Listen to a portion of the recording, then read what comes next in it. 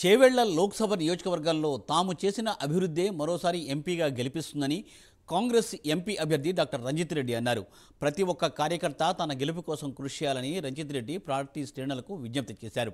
వికారాబాద్ నియోజకవర్గం Congress party booth స్థాయి కార్యకర్తల సమావేశంలో స్థానిక MLA speaker Prasad Kumar, Chevella Congress party incharge Vem Narender రెడ్డితో కలిసి ఆయన పాల్గొన్నారు. రాష్ట్ర ప్రభుత్వం అన్ని వర్గాల కోసం అభివృద్ధి, సంక్షేమ పథకాలను ప్రవేశపెడుతోందని రంజిత్ రెడ్డి చెప్పారు. చేవెళ్ల పార్లమెంటు పరిధిలో కాంగ్రెస్ పార్టీకి ఎదురే లేదని ఆయన పేర్కొన్నారు.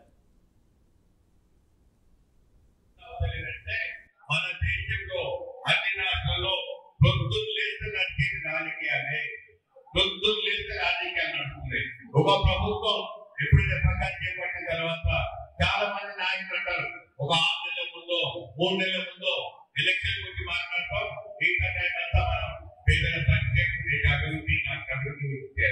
కానీ పరిమితం ఎన్నో ఇబ్బందులు వస్తున్నాయి. పార్టీ లైన్ నడపాలన్నా, ప్రభుత్వం లైన్ నడపాలన్నా. సో రాజకీయాలు సగా మామూలు అయిపోయింది. కానీ మన పిల్లల భవిష్యత్తు వేరే దేశాలకు ముందుకు పోతే పరిమితులు ఆలోచించాల్సిన అవసరం ఇప్పుడు వచ్చేది. ఇప్పుడు ఇది చాలా ఇంపార్టెంట్. కాబట్టి మన పిల్లల భవిష్యత్తు గురించి మనం అందరం కంకణ మొదలై మన దేశాన్ని ముందుకు తీసుకుపోయే దిశలో ఏ విధంగా తీసుకోవాలో మనమే డిసైడ్ చేసుకోవాలి.